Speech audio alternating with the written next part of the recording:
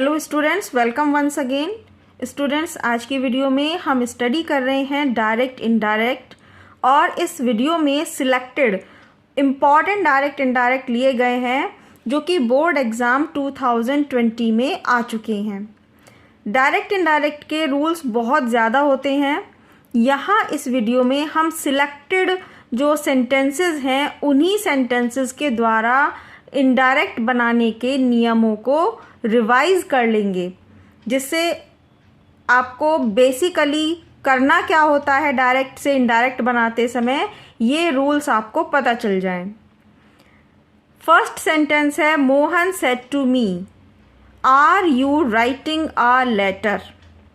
इस सेंटेंस में ये यहाँ तक का पार्ट है रिपोर्टिंग वर्ब, और इसके बाद है रिपोर्टिंग स्पीच। सबसे पहले ये शब्द सेड टू, इसे चेंज करना होता है, लेकिन कब? जब इसके बाद ये ऑब्जेक्ट कोई भी प्रोनाउन लिखा हुआ हो।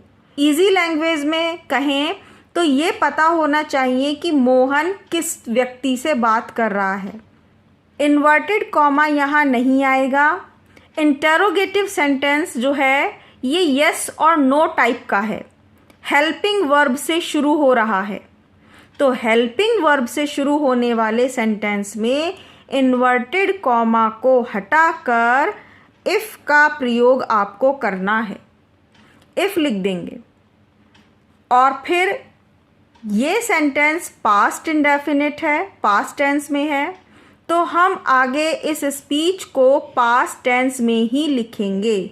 आर की जगह अब यहाँ हो जाएगा पास्ट टेंस की कोई भी क्रिया, वॉज या वर। अब यू है, ये पर्सन है सेकंड पर्सन चेंज किया जाता है मी से, इसे मी के अकॉर्डिंग चेंज करेंगे। वॉज या वर हेल्पिंग वर्ब आएगी। और तीसरी बात, ये वाक्य अब यहाँ सिंपल सेंटेंस के अकॉर्डिंग लिखा जाएगा। सबसे पहले सिंपल सेंटेंस बनाकर लिखते समय हमें यू को चेंज करना है मी से, तो ये आ जाएगा आई, और आई के साथ पास्ट टेंस में वॉज या वर क्या लिखना है, वॉज, आई के साथ वॉज। और इसके बाद writing a letter, full stop. इस तरह से हम ये फर्स्ट सेंटेंस इनडायरेक्ट बना देते हैं। और अगर आपको ये समझ नहीं आया हो तो एक बार रिपीट कर रही हूँ, यू सेकंड पर्सन है जिसे चेंज करते हैं यहाँ ऑब्जेक्ट से। मी के अनुसार यहाँ आ जाएगा आई, क्योंकि आई सब्जेक्ट होता है, सब्जेक्ट के रूप में आई का प्रयोग करते हैं। प्रेजेंट टेंस को हम चेंज कर देंगे पास्ट टेंस में। आई के साथ आर नहीं आएगा, अब आई के साथ लिखेंगे वॉज, और बाकी सेंटेंस एज इट इज़ आ जाएगा। इंटेरोगेटिव के रूप में नहीं लिखना। अब हमें इस वाक्य को सिंपल सेंटेंस के अनुसार लिखना होता है, सब्जेक्ट, हेल्पिंग वर्ब, वर्ब। अब ये प्रश्नवाचक नहीं है। इस तरह से हम यहाँ डायरेक्ट से इनडायरेक्ट सेंटेंस बना देते हैं। नेक्स्ट सेकेंड सेंटेंस है, she said to me, I am going to see your sick mother just now. ये सेंटेंस सिंपल सेंटेंस है, I am going to see your sick mother just now. मैं अभी तुम्हारी बीमार माँ को मिलने के लिए जा रही हूँ। सबसे पहले शी के बाद लिखेंगे told, she told me. Simple sentence होने पर यहाँ इन्वर्टेड कॉमा को हटाकर दैट का प्रयोग करते हैं। दैट, शी टोल्ड मी, उसने मुझसे बताया कि। आई फर्स्ट पर्सन है, फर्स्ट पर्सन चेंज होगा सब्जेक्ट के अकॉर्डिंग, शी के अकॉर्डिंग, तो यहाँ पर शी आ जाएगा। दैट शी, ये पास्ट टेंस है, तो पास्ट टेंस आने पर स्पीच का जो हेल्पिंग वर्ब है, रिपोर्टिंग स्पीच की हेल्पिंग वर्ब एम, इसे हम पास्ट टेंस में ही चेंज कर देंगे तो आ जाएगा शी के साथ was. She was going to see you. Your जो है ये सेकंड पर्सन में आता है, इसे चेंज करेंगे मी के अकॉर्डिंग, तो आएगा my sick mother.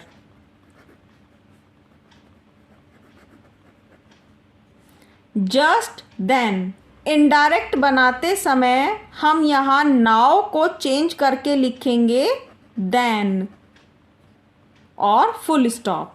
She told me that she was going to see my sick mother just then.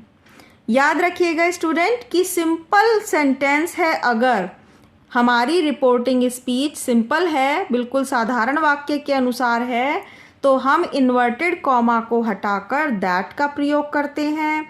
First person को रिपोर्टिंग वर्ब के सब्जेक्ट के अनुसार चेंज करते हैं, और अगर सेकंड पर्सन है तो वह ऑब्जेक्ट के अनुसार चेंज किया जाता है। नाउ को बदलकर देन लिखते हैं। नेक्स्ट है sentence number 3। She said to me will you go there. ये सेंटेंस इंटेरोगेटिव है, इंटेरोगेटिव मार्क भी लगा हुआ है, और यहाँ हेल्पिंग वर्ब से स्टार्टिंग हो रही है। तो क्या करना होगा? शी आस्क्ड, जैसा कि हमने फर्स्ट सेंटेंस में किया था। प्रश्नवाचक वाक्य होने के कारण हम यहाँ सेड टू को बदलकर आस्क लिखेंगे। She asked me, inverted comma नहीं आएगा, हेल्पिंग वर्ब से शुरू है तो यहाँ आएगा इफ़। यू को चेंज करेंगे, सेकंड पर्सन है यू, तो ये जाएगा मी के अकॉर्डिंग। मी के अकॉर्डिंग आ गया आई। आई के साथ विल नहीं आएगा, और पास्ट टेंस चेंज करके लिखेंगे तो आई के साथ आता है शैल, और पास्ट के अकॉर्डिंग लिख देंगे हम इसमें शुड। शैल का पास्ट बन जाता है should. I should go there. बस इतना काम हमें इसमें करना होगा। नेक्स्ट है number 4। My friend said to me love is blind. ये sentence love is blind universal truth है, सार्वभौमिक सत्य। सभी पूरी दुनिया में इस सेंटेंस को सही माना जाता है, इस बात को सही माना जाता है कि लव इज़ ब्लाइंड। तो ऐसे सेंटेंसेस में हमें टेंस चेंज नहीं करना होता। ये इज़ लिखा है तो इज़ ही लिखा जाएगा, बस थोड़ा सा छोटा सा चेंज करना है। माय फ्रेंड टोल्ड मी, ये तो हम चेंज कर देंगे, सेड टू को चेंज करके टोल्ड लिखेंगे। मी आएगा, इन्वर्टेड कॉमा को हटाकर दैट लिखेंगे, लेकिन इसमें कोई चेंज नहीं करेंगे। That love is blind, same sentence लिखकर फुल स्टॉप लगा देंगे। नेक्स्ट है number 5। He said to me are you writing a letter. Students, आप अगर ध्यान से देख रहे हैं तो आपको ये पता चल गया होगा कि इस वाले वाक्य में भी प्रश्नवाचक वाक्य दिया गया है आर यू, और इस प्रश्नवाचक वाक्य की स्टार्टिंग है आर से, हेल्पिंग वर्ब से। तो हम फिर से वही उन चीज़ों का, उन नियमों का ध्यान रखेंगे। ही आस्क्ड, सेड टू को बदलकर लिखेंगे आस्क्ड मी, इन्वर्टेड कॉमा की जगह इफ़। इफ़ क्यों आया? क्योंकि हमारा आगे वाला सेंटेंस हेल्पिंग वर्ब से शुरू है। जब वाक्य में हेल्पिंग वर्ब से शुरुआत होकर प्रश्नवाचक बनेगा तो हम इन्वर्टेड कॉमा की जगह इफ़ का प्रयोग करते हैं। He asked me if, you को चेंज करेंगे मी से आई, और आई के साथ वॉज, क्योंकि ये पास्ट टेंस है तो ये वाला वाक्य पास्ट टेंस बन जाएगा। I was writing a letter, full stop. Next है number 6। Did you lock the room my mother asked me. अब ये जो सेंटेंस है इसमें रिपोर्टिंग स्पीच पहले लिख दी गई है और रिपोर्टिंग वर्ब बाद में। इसमें प्रॉब्लम की कोई बात नहीं है, हम अपने आंसर में रिपोर्टिंग वर्ब को पहले लिख देंगे और स्पीच को बाद में। माई मदर आस्क्ड मी, इसमें पहले से ही आस्क लिखा हुआ है तो हम इसे आस्क्ड ही रहने देंगे। माई मदर आस्क्ड मी। अब ये सेंटेंस हेल्पिंग वर्ब से शुरू है, प्रश्नवाचक है, तो आ गया इफ़। इसके बाद यू को हम चेंज करेंगे ऑब्जेक्ट के अकॉर्डिंग, मी है तो यहाँ आ गया आई, और आई के साथ यहाँ डिड नहीं आएगा, सेकंड फॉर्म नहीं आएगी। अब डिड के कारण ये आएगा had. If I had locked, क्योंकि हैड के साथ वर्ब की थर्ड फॉर्म आती है। If I had locked the room. Sentence में ऐसा क्यों लिखा गया है, इसका रीज़न समझ लेते हैं। इंटेरोगेटिव सेंटेंस को जब हम इनडायरेक्ट बनाते हैं तो वो सिंपल फॉर्म में लिखा जाता है, साधारण वाक्य के रूप में। यहाँ पर है पास्ट इंडेफिनिट, तो ये चेंज हो जाएगा पास्ट परफेक्ट में। इसीलिए यहाँ डिड की जगह हेल्पिंग वर्ब आई है हैड, और हैड के साथ वर्ब की थर्ड फॉर्म। और सिंपल तरीके से लिखना है, पहले सब्जेक्ट, हेल्पिंग वर्ब, वर्ब। तो आई होप ये आपको समझ में आया होगा। 7 सेंटेंस है, the teacher said to the boys work hard to pass the examination.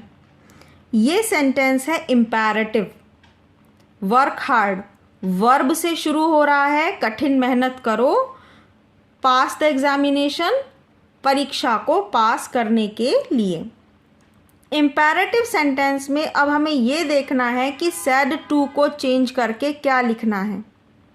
Teacher जब लड़कों को ये कह रही है कि कठिन मेहनत करो परीक्षा में पास होने के लिए, तो वो सजेशन दे रही हैं, एडवाइस कर रही हैं। तो यहाँ पर हम सेड टू को चेंज करके लिखेंगे द टीचर एडवाइज्ड या फिर suggested. The teacher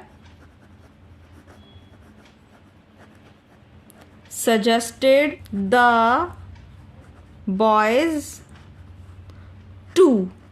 imperative sentence में इन्वर्टेड कॉमा को हटाकर टू का प्रयोग करते हैं। दैट नहीं आता, टू से वाक्य को जोड़ते हैं।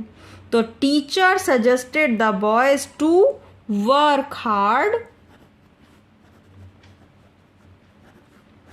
To pass the examination.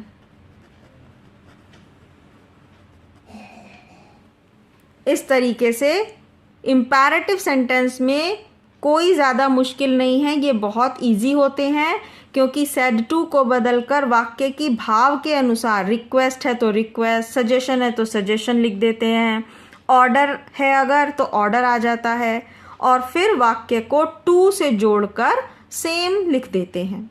Inverted comma की जगह टू का प्रयोग करते हैं। तो स्टूडेंट्स, आई होप आपको ये 7 सेंटेंसेस समझ में आए होंगे। डायरेक्ट इनडायरेक्ट के इसी तरीके के सेंटेंस जो बोर्ड एग्ज़ाम में आ चुके हैं, जल्दी ही उन पर वीडियो बनाई जाएगी। तो प्लीज़ इस चैनल को सब्सक्राइब करना और वीडियो को लाइक करना नहीं भूलिएगा। Thank you very much.